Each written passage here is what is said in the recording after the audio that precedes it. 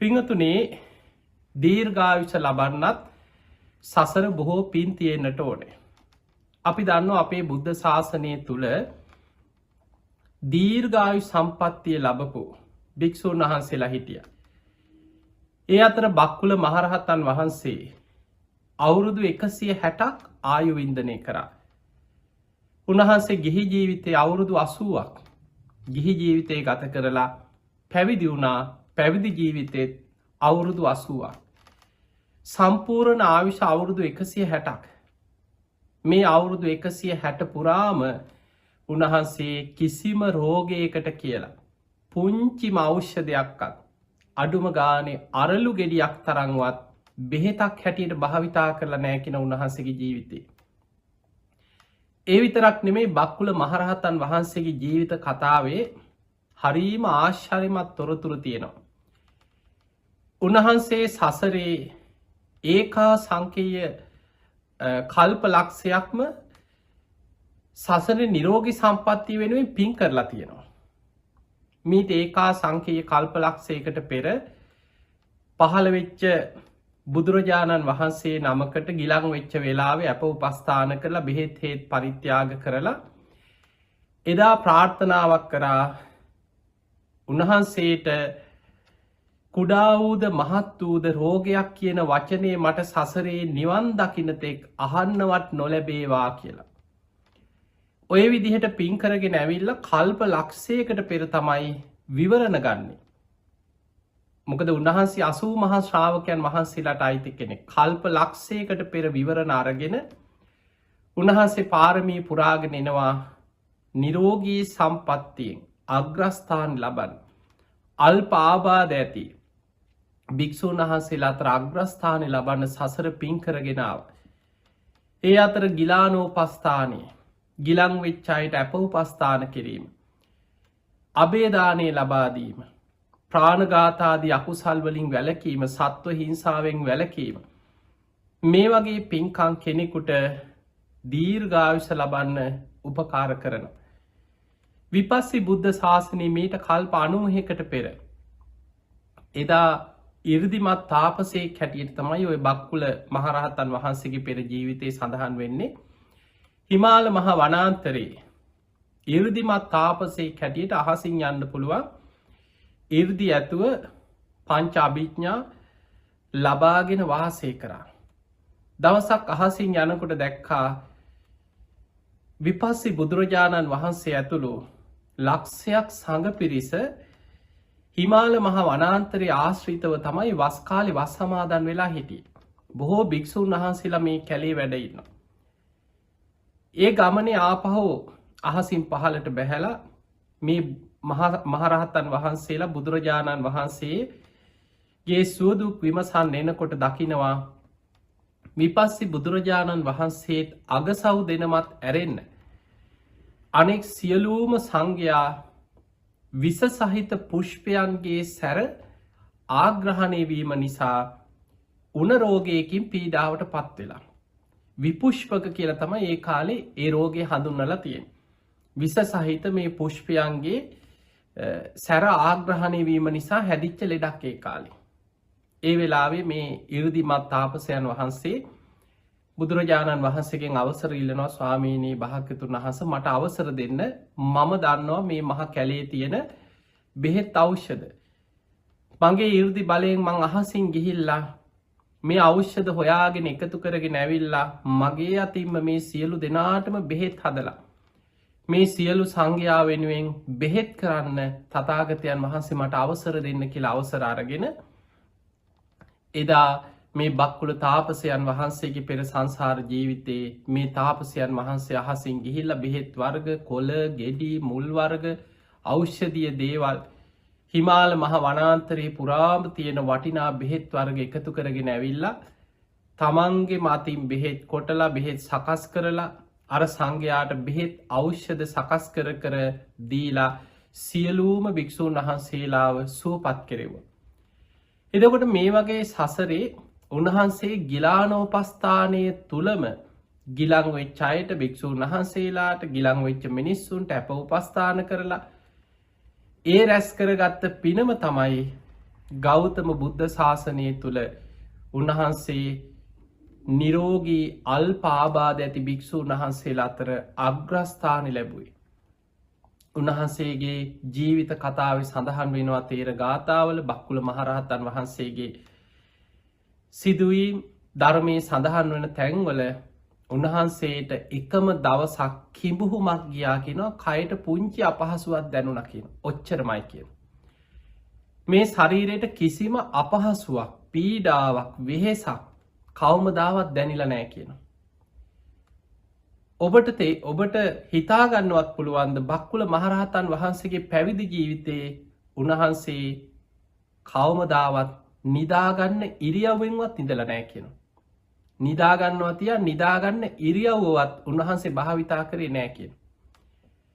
උන්වහන්සේ මුළු පැවිදි ජීවිතයේ පුරාම ඉරියව් 3යි භාවිතා කරලා තියෙන. හිටගෙන ඉන්න ඉරියව්ව, වාඩි වෙලා ඉන්න ඉරියව්වත්, සක්මන් කරන ඉරියව්ව. ඒකට ධර්මයේ කියනවා ජාගරියානු යෝගය කියලා. නිදාගන්න ඉරියව්වටවත් යොමු නොවී නිදි මරාගෙන භාවනා කරනවා බොහෝ භික්ෂුන් වහන්සේලා ධර්මාවබෝධය පිණිස. හැබැයි බක්කුල මහරහතන් වහන්සේ පිරිනිවන් පානකම්ම උන්වහන්සේ මේ ඉරියව් 3 භාවිතා කරේ උන්වහන්සේට නිදාගන්න කයට කිසිම අවශ්‍යතාවයක් අපහසුවක් කයට වෙහෙසක් දැනුන්නේ නැහැ කියනවා. දැන් ඔබ හිතන්න අපිට නිින්දක් අවශ්‍යයි. අපේ කය දුර්වල නිසා. ඔබ හිතන්න ඔබට වෙලාවට නිදාගන්න බැරි වුණොත් සමහර වෙලාවට කෙනෙක් ඉන්නවා කියලා අපි හිතමු 10 වෙනකොට නිදාගන්න කෙනෙක් ඉන්නවා යා 10ට නිදාගන්න. හැබැයි යාට සමහරලාවට 10 11 12 වගේ වෙනකන් එදා ඇහැරගෙන ඉන්න සිද්ධ වෙනවා. රෑ වෙන්න ඇස් රිදෙනවා, අතපය රිදෙනවා, මුළු ඇඟම රිදෙනවා, හිටගෙනත් නිින්ද යනවා, පුටුවෙත් නිින්ද යනවා. කොච්චර අපහසුයින්ද කෙනෙක් ඒ නිදාගන්න වෙලාව මගහැරගන්නේ. බැරි වෙලාවත් අපි හිතමු කොහේ හරි රාත්‍රී ගමනක් ගිහිල්ලා එක්ක බස් එකක් කැඩිලා සමහර වෙලාවට ගෙදරක අපි හිතමු සමහර මලකයක් වෙන්න පුළුවන් මොනවා හරි ප්‍රශ්නයක් මත ඇහැරගෙන ඉන්න සිද්ධ වුණා කියලා. පිරිත්ගේකට ගිහිලා නිදි මරන්න සිද්ධ වුණා. ඔබේ ජීවිතේ ඕන තරම් අත්දැකීම් ඇති. එක දවසක් ඔබට නිදාගන්න මගහැරුණොත් පහෝදා කොච්චර අමාරුද කියලා හිතන්න. ඇස් රිදෙනවා, කලන්තේ වගේ ඇවිදිනකොටත් විසි වෙලා යනවා, මුළු අතපය ඔක්කොම රිදෙනවා. එක දවසක් දෙකක් නිදි මරපු කෙනෙකුට සාමාන්‍ය තත්ත්වයකට ආයෙමත් එන්න දවස් 2-3ක් යනවා. සමහර දවසම නිදා ගන්නවා. පහෝදා දවසම නිදි. ඊට පස්සේ තමයි ටිකක් අර සාමාන්‍ය තත්ත්වයට එන්නේ. අපේ කයට නිින්ද අවශ්‍යයි. මොකද කය දුර්වලයි. බක්කුල මහරහතන් වහන්සේට කයට කිසිම අපහසුවක් කොයිම වෙලාවකවත් දැනෙන්නේ නැහැ කියලා. උන්වහන්සේගේ ආශ්චර්යමත් කාරණා හැටියට ධර්මයේ සඳහන් වෙනවා උන්වහන්සේ කවදාවත් වාඩි වුණත් කොන්ද හේතු කරලා වාඩි වෙලා නැහැ කියනවා. දැන් බලන්න ඔබට කොතන වාඩි වුණත් සමහරව හේතුවක් දාන තැනක් තමයි හොයන්නේ. බණක් අහන්න ගියත් බිත්තියකට හේතු වෙන තැනක් හොයාගන්න. කොන්දේ අමාරු එක්ක සමහරුන්ට බිම වාඩි වෙන්නවත් බෑ. ඉඳගත්ත වෙලේ ඉඳන් කොන්ද රිදෙනවා, දනිස් රිදෙනවා, අතපය එහාට කරනවා, දිග හරිනවා, අකුලනවා. එක ඉරියව්වකින් ඉන්න අමාරුයි. එහෙමනම් පේනවා අපේ කය කොච්චර අපහසුවෙන්ද අපි මේ කය පවත්වගෙන යන්නේ. සසරේ නිරෝගී සම්පත්තිය පිණිස මහා පිං කරපු බක්කුල මහරහතන් වහන්සේගේ උන්වහන්සේට කයට කිසිම අපහසුවක් කිසිම හේතුවක් නිසා උන්වහන්සේගේ ජීවිත කාලේ දැනිලා නැහැ කියනවා. උන්වහන්සේ පිරිනිවන් පෑවා. දැන් කෙනෙකුට හිතෙන්න පුළුවන් ඒ වුණාට කෙනෙකුට මැරෙනකොට හරි ලෙඩක් හැදෙන්නේ නැතිනේ. අන්තිම හුස්ම ටික යනකොට මොකක් හරි වේදනාවක් දැනෙන්නේ නැතිනේ කියලා ඔබට හිතේ. පින්වතුනි බක්කුල මහරහතන් වහන්සේ අවුරුදු 160ක් එදා උන්වහන්සේ භාවනා කරනවා. උන්වහන්සේ භාවනා කරනකොට සමාපත්තියෙන් දැක්කා තමන් වහන්සේගේ ආයු සංස්කාර ගෙවිලා අවසానයි. උන්වහන්සේ භාවනාවෙන් නැගිටලා බොහොම නිරෝගීව කිසිම අපහසුයක් කයට වේදනාවක් වෙහෙසක් නැහැ. උන්වහන්සේ තමන්ගේ කුටියට ගිහිල්ලා කුටිය අස් කරලා කුටියේ යතුරු අරගෙන අනෙක් කුටිවලට ගිහිල්ලා සංඝයාට කතා කරා. ආශ්මතුනි එළියට වඩින්න.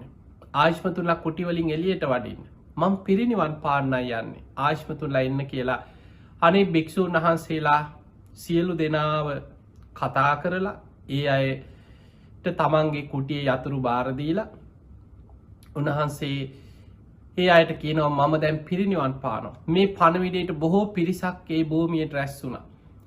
සියලු දෙනා ඉදිරියේ බක්කුල මහරහතන් වහන්සේ මේ පිරිසත් එක්ක කතා බහ කරලා ඒ අයගෙන් අවසර අරගෙන ඉදා වැඩ හිටපු ඒ භූමියේ හිටපු සංඝයාගේ මේ පිරිස අතරදිම අහසට පැන නැගලා අහසේ පළඟක් බැඳගෙන භාවනා ඉරියව්වෙන්ම තේජෝ කසිනට සමවැදිලා අහසේ පිරිනිවන් පෑවා. බක්කුල මහරහතන් වහන්සේ අහසේ පළඟක් බැඳගෙන තේජෝ කසිනට සමවැදිලා පිරිනිවන් පානකොට උන්වහන්සේගේ ශරීරයෙන්ම ගිනි ජාලාවක් අහසෙදිම හටගත්තා.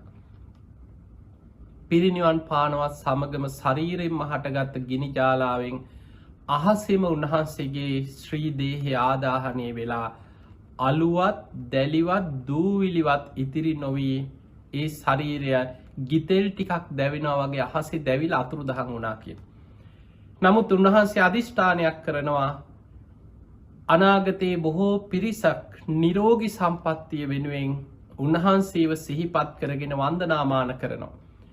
ඒ නිසා උන්වහන්සේගේ ශාරීරික ධාතුන් වහන්සේලා අනාගතයේ දෙව් මිනිස් ලෝකයාට නිරෝගී සම්පත්තිය පිණිස වන්දනා කළ පින් රැස් කර ගැනීම පිණිස ධාතුන් වහන්සේලා පමණ පහළට වැටේවා කියලා අධිෂ්ඨාන කරා. අනෙක් සියලුම ශරීරයේ සම්මස් නහර උන්වහන්සේ ඇඳගෙන හිටිය සිවුරු මේ සියල්ල අහසේ දැවිලා ගිතෙල් ටිකක් දැවුණා වගේ අතුරුදහන් වෙලා අහසෙම නොපෙනී ගියා. ධාතුන් වහන්සේලා පමණක් පහළට වැටෙනවා. මේ බක්කුල මහරහතන් වහන්සේගේ ධාතුන් වහන්සේලා එකතු කරගෙන බොහෝ අය නිරෝගී සම්පත්තිය වෙනුවෙන් වැඳුම් පිදුම් කරන්නට උනා. ඔබ දන්නවා අපිත් බක්කුල මහරහතන් වහන්සේගේ නාමයෙන් අඩි 130ක් උස පූජනීය චෛත්‍යරාජානන් වහන්සේ නමක් හොරණ ගිලම් භික්ෂු මධ්‍යස්ථාන පුණ්‍ය භූමියේ මේ වෙනකොට ඉදි කරගෙන යනවා. චෛත්‍යයේ අවසාන අදියරේ පවතින්නේ මේ වසංගතය නිසා තමයි අපිට මේ කටයුතු යම් ප්‍රමාදවීමක් සිද්ධ වුණේ. මේ වසංගතය අවසන් වෙලා අපිට ඉදිරියේ මේ චෛත්‍යයේ බක්කුල මහරහතන් වහන්සේගේ ධාතුන් වහන්සේලා තැන්පත් කළ සර්වඥ ධාතුන් වහන්සේලා, සර්වඥ කේශ ධාතුන් වහන්සේලා, තවත් බොහෝ මහරහතන් වහන්සේලාගේ ධාතුන් වහන්සේලා තැන්පත් කරමින් ඒ බක්කුල මහා සෑය ලක්වාසී ලෝවාසීන්ට නිරෝගී සම්පත්තිය පිණිස වැඳුම් පිදුම් කරන්න පූජනීය මහා සෑයක් හැටියට අපිට ශාසනයට අනාගතේ පූජා කරගන්න ලැබෙනවා. පින්වතුනි, මේ බුද්ධ ශාසනයේ ඔබ අහලා ඇති දිවස්ලාභීන් අතර අග්‍රම මහරහතන් වහන්සේ අනුරුද්ධ මහරහතන් වහන්සේ.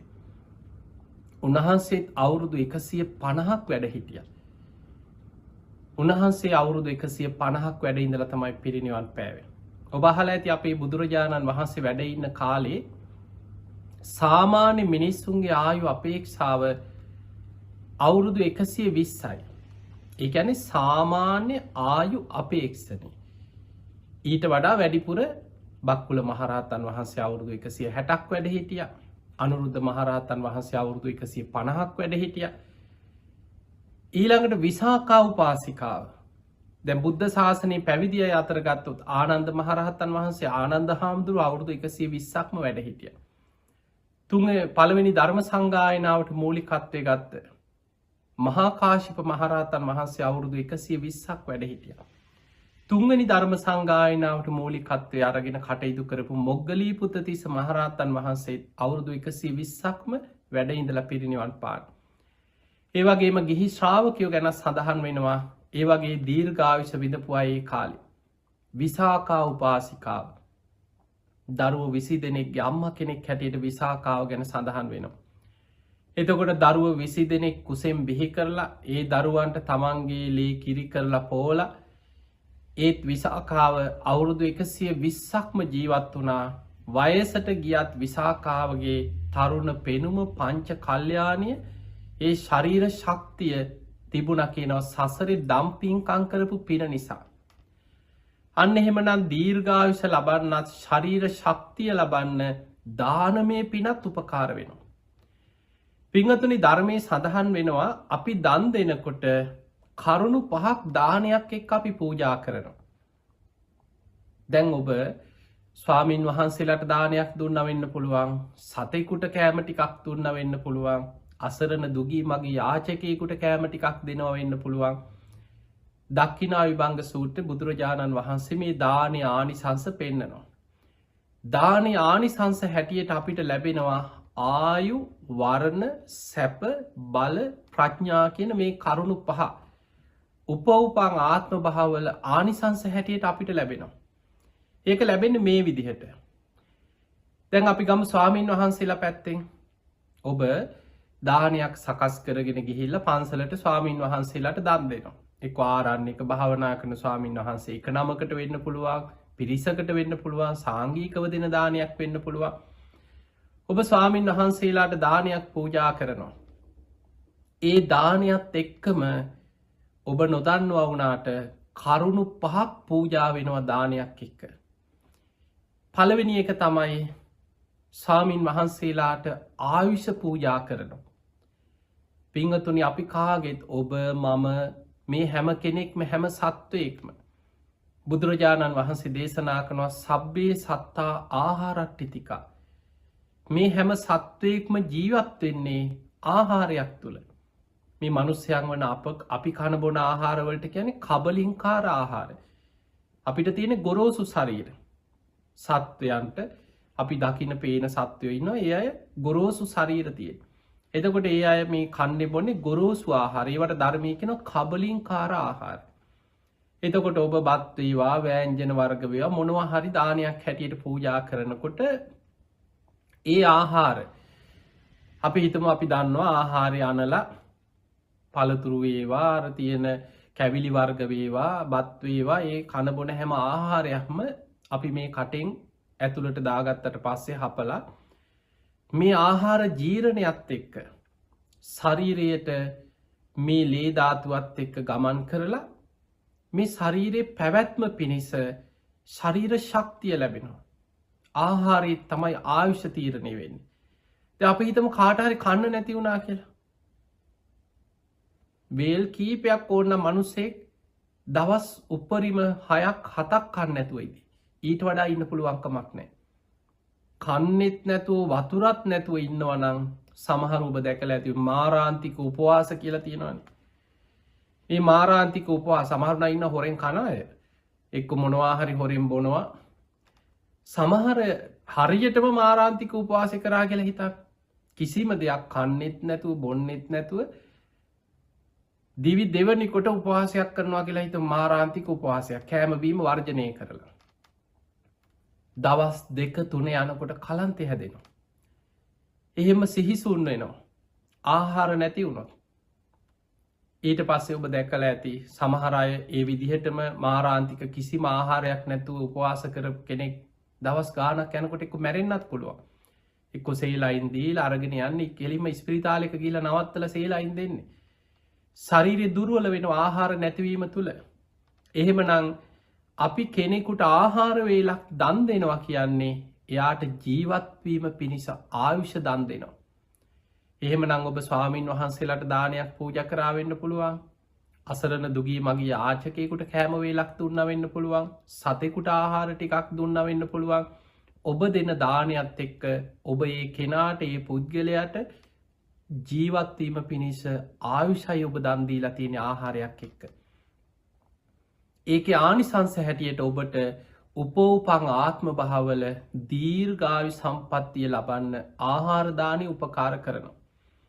අන්න අපි දෙන දේ ප්‍රතිඵලය විපාකේ අපිට ලැබෙන ආකාරය. අපි ආහාර දානෙන් ආයුෂ දන් දෙනවා. ඒකේ විපාක හැටියට උපෝපං ආත්ම භාවවල දීර්ඝායු සම්පත්තිය ලබන්න ආහාර දානය අපට උපකාර කරනවා. ඊළඟට අපි ආහාරයත් එක්ක වර්ණය දන් දෙනවා. වර්ණය කියන්නේ දැන් අපි ගමු අපි හැමෝගෙම ශරීරේ වර්ණයක් තියෙනවා පාටක්. ඒ පාට වර්ණය පවත්වාගෙන යන්නේ අපි කන ආහාරමේ ඕජාව. මේ ලේ ධාතුව ශරීරේ පුරා ආහාර දිරවල ගමන් කිරීම තුළ මේ ශරීරේ මේ හැමට මේ ලේ ධාතුවත් එක්ක මේ අපේ ශරීරේ පුරාම මේ ලේ ගමන් කරලා ආහාරමය ඕජාවෙන් ශරීර වර්ණය රැකල දෙනවා. ඔබ අහලා ඇති අභිධර්ම විග්‍රහය සඳහන් වෙනවා සුද්ධහස්ටක කියලා විස්තර වෙනවා මේ රූප කලාපයක තියෙනවා පටවි ආපෝ තේජෝ වායෝ වර්ණ ගන්ධ රස ඕජා කියලා කාරණාටක්. එතන වාරණයක් තියෙනවා. එතකොට මේ වගේ රූප කලාප විශාල ප්‍රමාණයක් එකතු වෙලා තමයි යම් කිසි රූපයක් මේ සකස් වෙන්නේ. අපේ මේ මූුණ වේවා අතපය වේවා මේ රූපය මේ ශරීරය මේ හැම එකක්ම හැදිලා තියෙන මේ සතර මහා ධාතු වර්ණ ගන්ධ රස ඕජා මේවා බොහෝ ප්‍රමාණයක එකතු වීමකි. එතකොට අපේ ශරීර වර්ණය රැකගන්න පවත්ව ගන්න ආහාර ඕජා උපකාර වෙනවා. අපි නිකන් තේරෙන විදිහට හිතමු. ගැඹුරට යන්නේ නැතුව අපි හිතමු කෙනෙකුට වේල් කීපයක් කන්න නැති වුණා. සමහරව ඉන්නවනේ එක්ක දුප්පත්කම අසරණකම කන්න නැහැ මොනවා හරි හේතුවකින් හරියට කන්න නැහැ.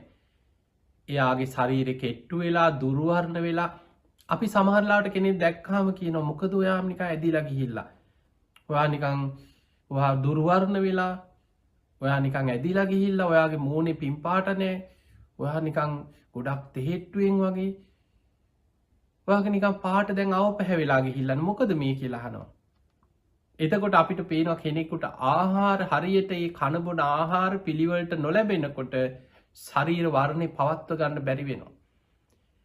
එහෙමනම් අපි කෙනෙකුට ආහාර වේලක් දන් දෙනකොට ඒ ආහාරයත් එක්ක ශරීර වර්ණය පවත්වා ගැනීම පිණිස රැක ගැනීම පිණිස පවත්වාගෙන යාම පිණිස වර්ණ සම්පත්තිය දන් දෙන ආහාරයත් එක්ක. ඒකේ විපාක හැටියට උපන් ආත්ම භාවවල වර්ණවත් ශරීර ඇතුව උපදින්න ඒ ආහාර දානය ඒ කෙනාට උපකාර කරනවා. අන්න අපි ආහාරයත් එක්ක ආයුෂ දන් දෙනවා. ඒක විපාක හැටියට දීර්ඝායු සම්පත්තිය උපන් ආත්ම භාවවල ලැබෙනවා. ආහාර දානයත් එක්ක ශරීර වර්ණය දන් දෙනවා. ඒක විපාකයත් එක්ක වර්ණවත් ශරීර ඇතුව බොහොම ලස්සන ශරීර ඇතුව වර්ණවත්ව උපදින්න ඒ ආහාර දානය සසරේ Tamanට උපකාර කරනවා. ඊළඟට සැපය දන් දෙනවා. අපි ආහාරයක් පූජා කරනවා කියන්නේ සැපයක් දන් දෙනවා. ඒක අපිට එකපාරට හොයන්න බෑ මොකක්ද මේ කොහොමද මේ සැපේ දන් දෙන්නේ කියලා. දැන් ඔබ හිතන්නකො කුසගින්න කියන්නේ සැපයක්ද? කුසගින්න කියන්නේ වේදනාවක්. කුසගිනි වේදනාව එනකොට මිනිස්සු නොකන දේවලුත් කනවනේ. ඔබ බලන්න මිනිස්සු කුණු බාක්‍ය අවුස්සගෙන කන මිනිස්සු දැකලා නැද්ද? කන්න නැති වෙනකොට බඩකින්න දැනෙනකොට සමහර වෙලාවට පිලුණු වෙච්ච දෙයක් වෙන්න පුළුවන්. සමහර අසරණ මිනිස්සු කන්න නැති මිනිස්සු හිඟන්න පාරවල් වල කුණු කාණු වල තියෙන පාන් කෑල්ලක් හරි මිරිකලා කන මිනිස්සු ඔබ ඇස් දෙකෙන් දැකලා ඇති. කුණු බාක්කි වල තියෙන බත් ඇටයක් හරි අහුලගෙන කනවා. සාමාන්‍යයෙන් හොඳට සල්ලි තියෙනකොට සැප සම්පත් තියෙනකොට තමයි මට ඕවා කන්න බෑ මේවා කන්න පුළුවන්ද මේවත් කෑමද ඕවා කන්න බෑ ඔය නීති රීති ඔක්කොම. හැබැයි කන්නම වේල් ගානක් කන්න නැති වෙනකොට නොකන දේවලුත් කනවා. ඔබ අහලා ඇති මිනිස්සු නියඟ දුර්භික්ෂාපු කාලවල අපේ රටේම ඉතිහාසය හිතන්න. බැමිණි ඉතිහාසය අවුරුදු 12ක නියඟයක් සාගතයක් විශාල දුර්භික්ෂයක් තිබිච්ච කාලයක් වලගම්බා රජුරුවන්ගේ කාලේ අපේ ඉතිහාසයේ අපි අහලා තියෙනවා. ඒ ඉතිහාස පොත්වල බැමිණි ඉතිහාසය මේ සාගතේ කාලේ මිනිස්සු කොච්චර දුක් විඳලාද? මිනිස්සු කන්න නැති වෙලා මිනි මස් කෑවා කියලා ඉතිහාසෙ තියෙනවා. සමහරු මැරිච්ච මිනිස්සුන්ගේ මස් කනවා එක්ක මිනි මරාගෙන කන මිනිස්සු ඉඳලා තියෙනවා. මිනි මරාගෙන කන කණ්ඩායම් ඉඳලා තියෙනවා. කැලෑවල් වල තනි තනියෙන් භාවනා කරපු ස්වාමින් වහන්සේලා මිනි මස් කන කණ්ඩායම් වලට ගොදුරු වුණා කියලා අපේ ඉතිහාස කතාවල තියෙනවා. එතකොට මිනිස්සු කන්න නැති වෙනකොට සත්තු ටික මරාගෙන කෑවා ගස්වලත් දෙයක් නැහැ. ඔක්කොම නියගේ නිසා විනාශ වෙලා අන්තිමට මිනිස්සු මිනි මස් කන්න හරි දරුණු වෙනවා. ඒ නිසා පින්වතුනි ඔබ අහලා ඇති සමහරලාට ওই දෙවනි ලෝක යුද්ධයේ නත්සි කඳවුරුවල මිනිස්සු කඳවුරුවල දාලා කන්න බොන්න නැතුව හිර කරලා තිබිච්ච වෙලාවේ සමහරු තමන්ගේ අසූචි ටික හරි කුසගින්න නිවා ගන්න නොකන දෙයක් හරි කනවා මිනිස්සු. ඒ නිසා කුසගින්න කියන්නේ වේදනාව. අපි ආහාරයක් දන් දෙනවා කියන්නේ කුසගිනි වේදනා නිවාගන්න. දැන් බලන්න ආහාර ප්‍රත්‍යවේක්ෂාවම ඔබ අහලා ඇතිනේ. පැරණි කුසගිනි වේදනා නිවාගන්නත්. අලුතෙන් කුසගිනි වේදනා නූපදවීම පිණිසත් මේ ආහාරි මං ගන්නේ. එතකොට ඔබ ආහාරයක් දන් දෙනකොට ඒක හැම වෙලාවටම නෙමෙයි සමහරලාට පැය 6-7කට වෙන්න පුළුවන්. ස්වාමින් වහන්සේ නමක් සමහරු ඉන්නවා එක වේලක් වළඳලා ඉන්න ස්වාමින් වහන්සේ. සමහර උදේ පාන්දරම අරුණෝදයත් එක්ක දානේ වළඳනවා, දහවල් දානේ වළඳනවා. එතකොට ඉර අවරට ගියාට පස්සේ පහවදා උදේ වෙනකම් පැය 12ක් 13ක් සමහරු දවසටම එක වේලයි දානේ වළඳන. එතකොට එවැනි ස්වාමින් වහන්සේ නමකට මුළු දවසම කුසගිනි වේදනා යටපත් කරගෙන ශරීර ශක්තිය පවත්ව ගැනීම පිණිස ඒ ආහාර දානේ තමයි උපකාර වෙන්නේ. ඒ නිසා ඔබ කෙනෙකුට ආහාරයක් දන් දෙනවා කියන්නේ කුසගිනි වේදනාව නිවා ගැනීම පිණිස සැපය දන් දෙනවා. ඒකේ ආනිසංස හැටියට උපෝපං ආත්ම භාවවල සැප සම්පත් ඇතුව උපදින්න ආහාර දානය උපකාර කරන. දානය කියන්නේ මහා ආනිසංස ඇති දෙයක්. බුදුරජාණන් වහන්සේ පෙන්වා මහණෙනි දානයක ආනිසංස මේ ලෝකෙ මිනිස්සු දන්නවනම් තමන් කොච්චර කුසගින්න හිටියත් තමන් කන බත්පතෙන් කොටසක් සතෙකුට හරි දිනපතා දන් දෙනවා. ඒ තරම් ආනිසංස සහිතයි මේ ආහාර දානේ. මේ දානේ. ඒ නිසා පින්වතුනි ඔබේ ශක්ති පමණින් ජීවිතේ පින්කම් කරගන්න. දන් දෙන්න, දාන ආදී පින්කම් ජීවිතේට රැස් කරගන්න. ආහාර දන් දෙන කෙනා, දාන ආදී පින්කම් කරන කෙනා බොහෝ සැප සම්පත් ලබනවා සසරේ දානීය ආනිසංස හැටියට. ඔන්න දැන් අපි කාරණා 3ක් කතා කරා. ආයු, වර්ණ, සැප. ඊළඟට ඔබ ආහාර දානයක් පූජා කරද්දී දානයත් එක්ක බලය දන් දෙනවා. මොකක්ද මේ බලය කියන්නේ? ශරීර ශක්තිය. ශරීරයට අවශ්‍යයි ශක්තිය. ස්වාමීන් වහන්සේ නමකට නම් පන්සලේ අඩුගානේ පන්සල අතුපතු ගා ගන්න. නැගිටලා සක්මන් කරන කෙනෙකුට නම් සක්මන් කරන්න. නැත්නම් කලන්ත හැදිලා සක්මනියම ඇදගෙන වැටෙනවා. දානිවල් දන්න නැත්නම්. එතකොට ශරීර ශක්තිය පිණිස වාඩි වෙලා භාවනා කරන්න වෙන්න පුළුවන්. පොතක් කියවනවා නම් ධර්ම ග්‍රන්ථ අධ්‍යයනය කරන්න ඉගෙන ගන්න කෙනෙකුට එදිනෙදා තමන්ගේ ශරීරයේ කටයුතු ටික උදේ නැගිටපු වෙලේ ඉඳන් ඒ කරන කියන කටයුතු පන්සල් අතු ගානවා, සුද්ධ පවිත්‍ර කරනවා, බුද්ධ පූජාව තියෙනවා, බුදුන් වදිනවා, පිරිත් කියනවා, භාවනා කරනවා, සක්මන් කරනවා, සමහරලාට බණ කියනවා, ධර්ම ප්‍රචාරය කරනවා. උන්වහන්සේලාගේ ඒ ආධ්‍යාත්මික කටයුතු වගේම ධර්ම ප්‍රචාර කටයුතු මේ සියල්ල පවත්වගෙන යන්න ශරීර ශක්තියක් තියෙන්න ඕනේ. දානේ නැත්නම් එහෙම කලන්තෙ හැදිලා මලානික වෙලා කලන්තෙ හැදිලා ඇදගෙන වැටෙනවා. එතකොට කෙනෙකුට ඔබ ආහාර දානයක් පූජා කරනවා කියන්නේ ශරීර ශක්තිය දන් දෙනවා. එදා දවසේ තමන්ගේ ආධ්‍යාත්මික කටයුතු ඒ සියල්ල පවත්වගෙන යාමට ශරීර ශක්තිය දන් දෙනවා, පූජා කරනවා. ඒ ආහාර දානයේ ආනිසංස හැටියට උපෝපං ආත්ම භාවවල ශක්ති සම්පන්න ශරීර ඇතුව බොහොම ශක්තිමත් කාය බල ඇතුව උපදින්න ආහාර දානය උපකාර කරනවා. දැන් බලන්න සසරේ විසාකාව ගැන බුදුහාමුදුරු උපමාවකට කියනවා. විසාකාවට ඇත්තු 3 දෙනෙකුගේ කාය ශක්තියක් තරම් බොහොම කාය බල කාය ශක්තිය තිබ්බා කියන. ඒ උපමාවලට කෙනෙක්ගේ කාය ශක්තිය වර්ධනය. දැන් ඔබ නිකන් හිතන්න මෙහෙම. අද සාමාන්‍ය බොහෝ දෙනෙකුගේ බුදුරජාණන් වහන්සේගේ කාලේ හිටපු මිනිස්සුන්ට වඩා අපිට නිකන් අද හිතෙන්න පුළුවන් අද විද්‍යාව දියුණුයි, තාක්ෂණයේ දියුණුයි, අද හොඳ බෙහෙත් හේත් තියෙනවා, විටමින් වර්ග තියෙනවා, අද තමයි හොඳ ශරීර ශක්තිය තියෙන මිනිස්සු ඉන්නේ කියලා. අද අම්මලා දිහා බලන්න. අද නිකන් විසාකා නම දාගත්ත විසාකාව දිහා බලන්න. අද ඉන්න විසාකාව එක දරුවෝ දරුවෙක් දෙන්නෙක් හම්බෙනකොට වැහැරිලා. එක්ක ඇවිද ගන්න බෑ. කොන්ද පන නැහැ. සමහරලාට දනිස් පන නැහැ. ලෙඩ ගොඩක් වයසට යනකොට සමහරුන්ට කිරි ටික දී ගන්න කිරි නැහැ. දරුවෙකුට කිරි දෙන්න. විසාකාව දරුවෝ 20 දෙනෙක් ඒ කාලේ ස්වභාවික විදිහට අද වගේ සීස කරලා මේ වගේ වෙන විකෘති ක්‍රමවලට බඩ පලලා දරුව ගන්නවා නෙමේ. එතකොට එදා සාමාන්‍යයෙන් දරුව 20 දෙනෙක් හදලා බිහි කරලා ඒ දරුවන්ට තමන්ගේ ශරීරයේ ලේ ටික කිරි කරලා පෝලා විසාකාවට අවුරුදු 120ක්ම නිරෝගීව කාය ශක්තියක් ඇතුව තමන්ගේ කටයුතු ටික කරගෙන අවුරුදු 120ක් ජීවත් වෙන්න ලැබුණා කියන්නේ කොයිතරම් කාය බලයක් කාය ශක්තියක් තියෙන්න ඕනද? ඒ නිසා පින්වතුනි සසරේ දන් දීමේ ආනිසංස හැටියට ධර්මයේ පෙන්වන්නේ විසාකාව සසරේ කල්ප ලක්ෂයක් පුරා දාන ආදීම පින්කම් කර කර සසරේ සම්බුද්ධ ශාසනය අග්‍රදායිකාව බවට පත් වුණේ සසරේ දම් පින්කම් කරපු පින නිසාමයි කියන. සසරේ පෙරම් පුරාගෙන ආපු කෙනෙක්. ඒ සසරේ දන් දීපු පින නිසාම ශරීර වර්ණය, පංච කල්යාණය, දීර්ඝායු සම්පන්නිය, ශරීර බලය, කාය බලය ඒ සියල්ල පිහිටලා තිබුණා කියලා. ඊළඟදී දැන් අපි කතා කරා දානයත් එක්ක ඔබ ආයු, වර්ණ, සැප, බල දන් දෙනවා. ඊළඟ එක තමයි බණ භාවනා කරන ධර්මයේ හැසිරෙන ස්වාමීන් වහන්සේලාට නිවන් මඟ යන අයට ඔබ දන් දෙනවා කියන්නේ ප්‍රඥාව දන් දෙනවා දානයත් එක්ක.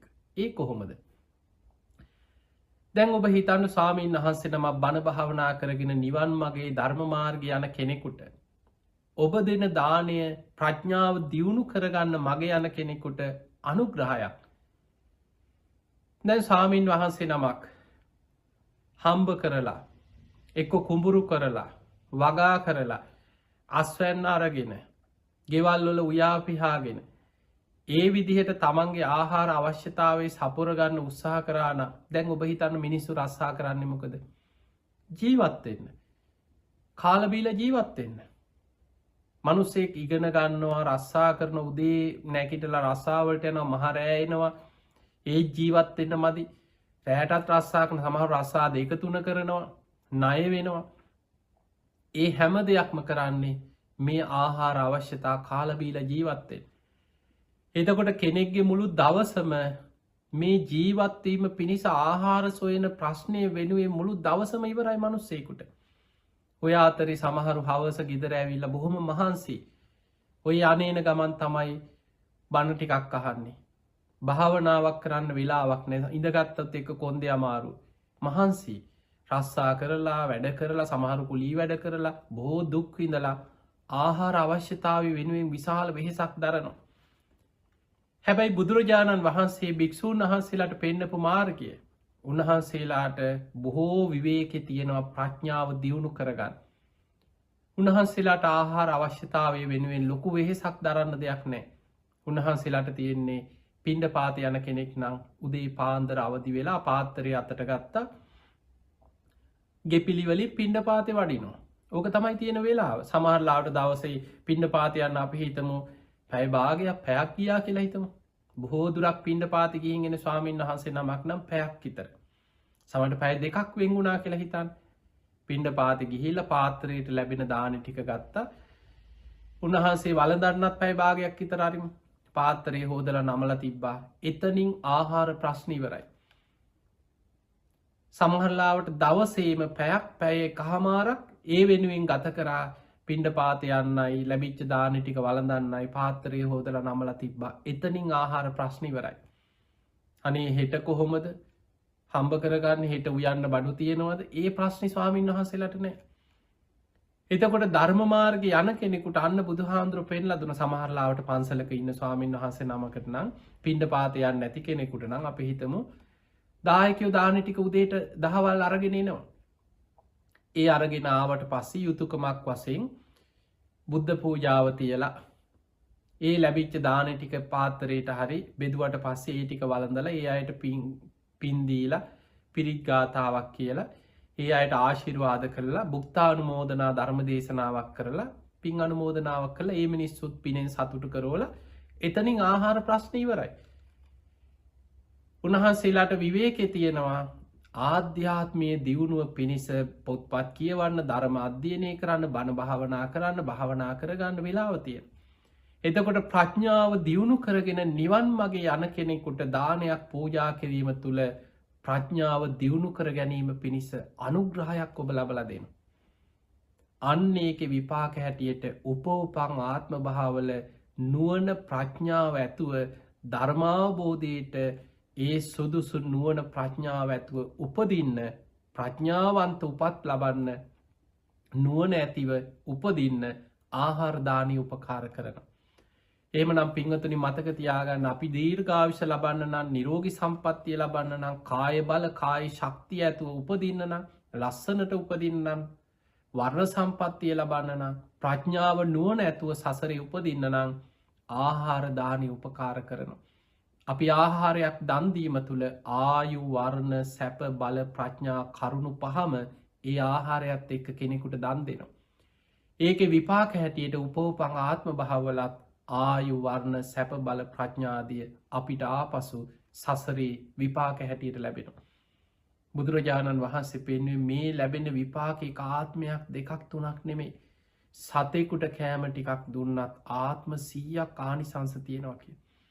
මහණෙනි සංඝයා උදෙසා සාංගිකව දෙන දානි ආනිසංස මෙතකයි කියලා. අනන්තයි අප්‍රමේයයි සමහර ආනිසංස. ඒ නිසා පුළුවන් තරම් දම් පින්කම් කරන්න දීර්ඝායුෂ ලබන්න නම්. ඊළඟට චුල්ල කම්ම විභංග සූත්‍රය කියලා මජ්ක්‍ධිම නිකායේ සඳහන් වෙන බොහොම ලස්සන දේශනාව. ඒකේ බුදුරජාණන් වහන්සේගෙන් තරුණයෙක් අහනවා ස්වාමීනි භාග්‍යතුන් වහන්සේ මේ මනුස්ස ලෝකේ බොහෝ අය අඩු වයසෙන් මැරෙනවා මිනිස්සු. බලන්න දරුවෙක් මව් කුසේම මැරෙනවා. උපදින්න ගිහිල්ලා මැරෙනවා. සෙල්ලම් කර කර ඉන්න කාලේ මැරෙනවා. තරුණ කාලේ මැරෙනවා. මැදි වයසෙත් මැරෙනවා. සමහර අය ඉන්නවා දීර්ඝායුෂ ලබනවා. ස්වාමීනි භාග්‍යතුන් වහන්සේ මේකට හේතුව මොකක්ද? ඊළඟට ඔහු තවත් ප්‍රශ්නයක් අහනවා ස්වාමීනි භාග්‍යතුන් වහන්සේ සමහරව ඉන්නවා උපන්දා ඉඳන් ලෙඩ. බලන්න සමහර දරුවෝ ඉපදිච්ච දවසේ ඉඳන් අම්මලා ඉස්පිරිතාල ගානෙමයි. ළමයි වඩාගෙන අඬ අඬ අර ඉස්පිරිතාලට යනවා අර දොස්තර ළඟට යනවා මේ ඉස්පිරිතාලේ නතර වෙනවා. උපන්දා ඉඳන් ලෙඩ. සමහරු ඉන්නවා ඇහුවොත් කොහොමද? අනේ ලෙඩමයි. කතා කරොත් ලෙඩ ගැනමයි කියන්නේ. එතකොට මේ වගේ සමහරු ඉන්නවා ලෙඩ රෝග බහුලයි. සමහර අය ඉන්නවා නිරෝගී සම්පන්නිය තියෙන. කලාතුරකින් ඔය උණක් හෙම්බිරිසාවක් හැදිච්ච කෙනෙක් වෙන්න පුළුවන්. සමහරු ඉන්නවා අවුරුදු 80 90 ඔපරේෂන් එකක් කරලා නැහැ ජීවිතේ කවදාවත්. ඉස්පිරිතාලෙක නතර වෙලා බෙහෙත් අරගෙන නැහැ. සාමාන්‍ය උණක් හෙම්බිරිසාවක් ආවොත් ඔය බෙහෙත් පැකට් එකක් අම්බගෙන බීව කොත්තමල්ලි ටිකක් බීව්වා. ඔය වගේ පොඩි දෙයකින් ලෙඩේ සනීපයි. ලොකු අසනීපයක් කියලා විඳවලා එහෙම දුක් විඳලා නැහැ ජීවිත කාලේ. නිරෝගී සම්පන්නිය ලැබපු අය ඉන්නවා. මේකට හේතුව මොකක්ද කියලා බුදුරජාණන් වහන්සේගෙන් අහනවා. ඔය වගේ කරුණු ගොඩාක් අහනවා. කෙනෙක් ලස්සන වෙන්නේ කොහොමද? කෙනෙක් කැතට උපදින්නේ ඇයි? කෙනෙක් කුලවත් වෙන්නේ කොහොමද? කෙනෙක් කුලහීනෙක් වෙන්නේ කොහොමද? කෙනෙක් ප්‍රඥාවන්ත කෙනෙක් වෙන්නේ කොහොමද? කෙනෙක් උපතින්ම මෝඩ මන්දබුද්ධික කෙනෙක් වෙලා උපදින්නේ ඇයි? කෙනෙක් බොහොම ධනවත් පුද්ගලයෙක් වෙලා උපදින්නේ ඇයි? කෙනෙක් දුප්පත් වෙන්නේ ඇයි? මේ වගේ කරුණු ගොඩාක් එකින් එක අහනවා. මේ හැම කාරණයකටම බුදුරජාණන් වහන්සේ සසරේ කරපු පින්කම් විස්තර කරමින් චුල්ල කම්ම විභංග සූත්‍රය දහම් දෙසනවා. අපි බලමු කෙනෙක් දීර්ඝායුෂ ලබන්න උපකාර වෙන්නේ මොන වගේ පින්කම්ද? ලෙඩ රෝග බහුල වෙන්නේ කොහොමද? නිරෝගී වෙලා උපදින්නේ කොහොමද? බුදුරජාණන් වහන්සේ මේ තරුණයට පිළිතුරු දෙනවා. සමහර අය ඉන්නවා ප්‍රාණඝාත කරනවා. සත්තු මරනවා. එක්ක අනුන් ලවා මරවනවා. ඔබ එහෙම අය දැකලා ඇති. සමහරු ඉන්නවා සතෙක් පෙන්නන්න බෑ. අනුන්ගේ වත්තක ඉන්න සතෙක් හරි කමන්නේ. පැනලා ගිහිල්ලා මරනවා. සර්පෙක් කියලා හිතන්න සමහරවල් අනුන්ගේ වත්තක ඉන්නේ. කෝකෝ ඉන්න මම මරන්නම් කියලා පැනලා ගිහිල්ලා ඉදිරිපත් වෙලා ඒ ඉන්න සතා මරනවා. සතෙක් පෙන්නන්න බෑ සමහරුන්ට. ප්‍රාණඝාත ආදී අකුසල් වල බහුල වශයෙන් යෙදෙන. තව සමහරු ඉන්නවා තමන්ගේ අතින් කරන්නේ පිරිස යොදවලා කරවනවා. ඒ දෙකමත් අකුසල්. තමන් කරත් තමන් විසින් පිරිස යොදවලා කෙරෙව්වා. සමහරලාට මස් පිණිස සතුන් ඇති කරලා ලොකු ව්‍යාපාරිකයෙක් වෙනවා. එයාගෙන නෑ මගේ අතේ වගේ ඇවිල්ලා නෑ. ඒව කට්ටිය දාලා ඉන්නේ මං. පිරිස මගේ සේවකයෝ තමයි ඒව කරන්නේ. හැබැයි ඔහුට ඒකෙන් බේරෙන්න බෑ. ඒ කර්ම විපාක ඔහුටත් එනවා. එතකොට මේ වගේ කෙනෙක් තමන් ප්‍රාණඝාත කරනවා, පිරිස ලවා කරවනවා. බුදුරජාණන් වහන්සේ වදාලා මෙවැනි අය මරණින් මත්තේ නිරේ තිරිසං අපාය ප්‍රේත ලෝකේ අපාය වැටෙන්න ඉඩකඩ වැඩි. බැරි වෙලාවත් අපායට නොවැටි පෙර පිනක් මොකක් හරි මරණ මංචකයේ පිනක් මතු වෙලා මනුස්ස ලෝකෙට එනවා අපායන් නැතුව. මරණ මංචකයේ ආසන්න කුසලයක් මතු වෙනවා. එයා මනුස්ස ලෝකෙ උපදිනවා. හැබැයි යාට ආයුෂ නැහැ. අඩු වයසෙන් මැරෙනවා කියනවා. ඇයි සසරේ ප්‍රාණඝාත ආදී අකුසල් කරපු අය මනුස්ස ලෝකෙට ආවත් එක්ක මව් කුසේම මැරෙනවා, එක්ක පුංචි වයසෙන් මැරෙනවා, එක්ක තරුණ වයසෙන් මැරෙනවා. ආයුෂ නැහැ. සසරේ ප්‍රාණඝාත ආදී අකුසල් බහුලව කරපු අයට උපෝපං ආත්ම භාවවල අඩු වයසෙන් ඒ අය මිය යනවා. බුදුරජාණන් වහන්සේ වදාලා තරුණය කෙනෙක් දීර්ඝායුෂ ලබන්නේ ඔහු ප්‍රාණඝාතයෙන් වළකිනවා විතරක් නෙමෙයි අන් අයවත් වළක්වනවා කියනවා. තමන් වළකිනවා විතරක් නෙමෙයි වැළකීමේ ගුණ කියනවා. තව කවුරු හරි ප්‍රාණඝාතයක් කරන්න හදනවා නම් ඕක කරන්න එපා කියලා කරුණු කියලා ඒ සතාව බේරනවා. එතකොට තමන් සතුන් ගැන මෛත්‍රියෙන් කරුණාවෙන් තමනුත් ප්‍රාණඝාතයෙන් වැළකීලා අන් අයවත් වළක්වමින් පින් කරගත් අය දිව්‍ය ලෝකවල උපදින්න ඉඩකඩ වැඩි. මෛත්‍රිය කරුණාව සිල්වත්කම තුල මරණ මංචකේ පින් බලවත් වෙලා ඒ අය දෙව්ලොව උපදින්න අවස්ථා වැඩි කියනවා. බැරි වෙලාවත් දිව්‍ය ලෝකයක් නැතුව මනුස්ස ලෝකෙ උපදිනවා. එවැනි අය මනුස්ස ලෝකේ දීර්ඝායුෂ විඳිනවා කියලා බුදුරජාණන් වහන්සේ වදාළා. ඇයි සසරේ ප්‍රාණඝාත ආදී අකුසල් වලින් වැළකීලා සතුන් ගැන මෛත්‍රිය කරුණාව පුරුදු කරමින් සියලු සත්වයන්ට මෛත්‍රී වඩමින් අන් අයවත් ප්‍රාණඝාතයෙන් වළක්වපු පින නිසා උපෝපං ආත්ම භාවවල මනුස්ස ලෝකේ ඉපදුනොත් දීර්ඝායුෂ විඳිනවා කියලා බුදුරජාණන් වහන්සේ වදාළා. ඔන්න කෙනෙක් අඩු වයසෙන් මැරෙන්නත් දීර්ඝායුෂ විඳින්නත් හේතු වෙන කාරණේ. ඊළඟට බුදුරජාණන් වහන්සේ වදාලා කෙනෙක් ලෙඩ රෝග බහුල වෙන්නත් නිරෝගී සම්පත්තිය ඇතුව තව කෙනෙක් උපදින්නත් හේතු වෙන සංසාරික කර්ම. ඒ තමයි සමහරු ඉන්නවා සත්තු මරන්නේ නැහැ හැබැයි සතුන්ට වද දෙනවා. සතෙක් දකින්න බෑ. පොඩි සතෙක් නම් කුරුමිනියෙක් අල්ලගත්තොත් අඬු කඩනවා. සමනලයෙක් අල්ලගත්තොත් තටු කඩනවා. සමහරකට බල්ලෙක් පූසේ පේන්න බෑ පන්න ගහනවා. සමහරු ඉන්නවා එක්ක උණු වතුර ගහනවා. හරියට සතුන්ට වද දෙන පව්කාර මිනිස්සු සමාජයේ ඉන්නවා. ඒ වගේ සතුන්ට හිංසා කරලා සතෙකුට වද දීලා සතුටක් ලබනවා. ඒ සතුට පාපී අකුසල් රැස් වෙන පාපී දෙයක්. ඒ විදිහට සසරේ සත්ව හිංසාවේදීච්ච අය සතුන්ට ගහලා සතුන්ගේ අතපය කඩලා සතුන්ට හිරිහැර කරලා සතුන්ට ලේන්න ගහනවා. එක්ක ගලකින් වෙන්න පුළුවන් ආයුධයකින් වෙන්න පුළුවන් පොල්ලකින් වෙන්න පුළුවන් අහුවෙච්ච දෙයකින් සතෙකුට ගහනවා. මේ වගේ සත්ව හිංසාවේදීච්ච අය උපෝපං ආත්ම භාව ඒ අය අපාය යන්න අවස්ථාව වැඩි කියනවා. බැරි වෙලාවත් නිරේ වැටෙන්නේ නැතුව තිරිසං අපායි පෙරේත ලෝකෙ වැටෙන්නේ නැතුව මරණ මංචකේ මොකක් හරි වෙන පිනක් මතුවෙලා මනුස්ස ලෝකෙට එනවා. ලෙඩ රෝග බහුලයි උපන්දා ඉඳන් ලෙඩෙක්. ඇයි සසරේ සත්ව හිංසාවේදීච්ච කෙනෙක් සතුන්ට ගහලා වද දීලා හිරිහැර කරලා ඒ අකුසල් බලවත් කෙනෙක් පෙර පිනකින් මනුස්ස ලෝකෙට ආවත් උපෝපං ආත්ම භාවවල ලෙඩ රෝග බහුලයි කියව. උපන්දා ඉඳන් එක්ක ලෙඩෙක්. උපදිනකොටම අංග විකල. එක්ක අතක් කැමරිලා. එක්ක මූණේ මොකක් හරි ප්‍රශ්නයක්. එක්ක පපුවේ හිලා. ශරීරේ නොයෙක් ආබාධ ඇතුව උපදිනවා සතුන්ගේ අතපය කඩලා සතුන්ට ගහලා එවැනි අකුසල රැස් කරගත්ත අය උපෝපං ආත්ම භාවවල එක්ක ආබාධිතයි. එක්ක ඒ අය ලෙඩ රෝග බහුලයි. ඒ අය බොහෝ දුක් විඳිනවා අසනීප ලෙඩ රෝග නිසාම පෙර සසරේ කරපු අකුසල විපාක. බුදුරජාණන් වහන්සේ වදාලා සමහරු ඉන්නවා සතුන් මරන්නෙත් නෑ සත්ව හිංසා කරන්නෙත් නෑ. හැම වෙලාවෙම මෛත්‍රියම වඩනවා. කිසිම සත්වයෙකුට හිංසාවක් කරන්නේ. කවුරු හරි සතෙකුට ගහනවා දැක්කත් ගිහිල්ලා වළක්වනවා එපා ඔය සතාට හිංසා කරන්න. අත්තානං උපමංකත්වා තමා උපමා කරගෙන හිතනවා මට කවුරු හරි ගැහුවොත් මට කොච්චර වේදනාවක් ඇති වෙනවද? මගේ අතපය කැඩුවොත් මට කොච්චර වේදනාවක් ඇති වෙනවද? ඒ වගේම තමයි මේ ලෝකේ අනෙක් සත්වයෝ. ඒ විදිහට හිතලා සත්ව හිංසාවෙන් වැළකීලා සියලු සත්වයන්ට මෛත්‍රියම වඩමින් මෛත්‍රී සහගතව ජීවත් වෙනවා. එවැනි අය උපවපන් ආත්ම භාවල දීර්ඝායුෂ විතරක් නෙමේ නිරෝගී සම්පත්තියම ලබනවා කියන. ඒ අයි බොහොම නිරෝගී සම්පත්තිය ලබනවා.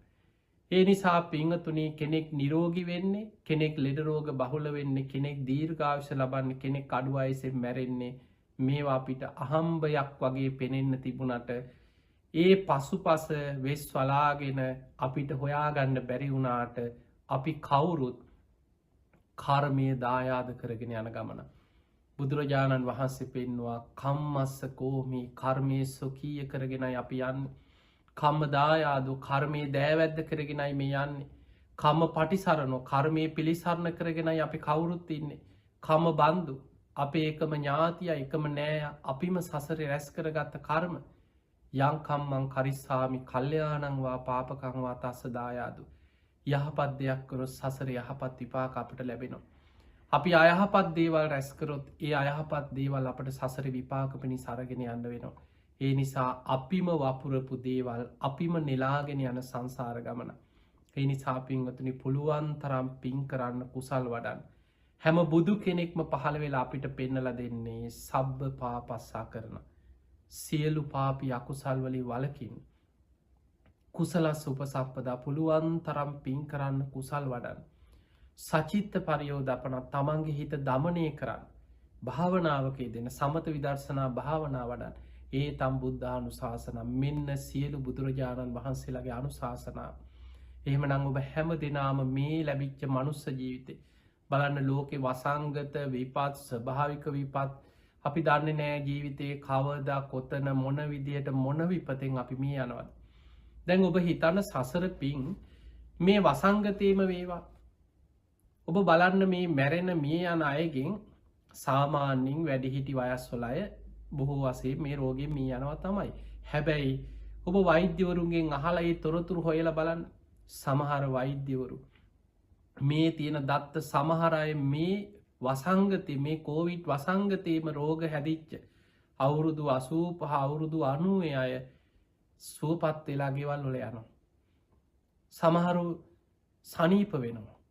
ඒ අතර අවුරුදු 20 30 බොහොම හැඩි දැඩි තරුණයෝ සමහරු හිටි ගමන් මේ යනවා මේ වසංගතය නිසා.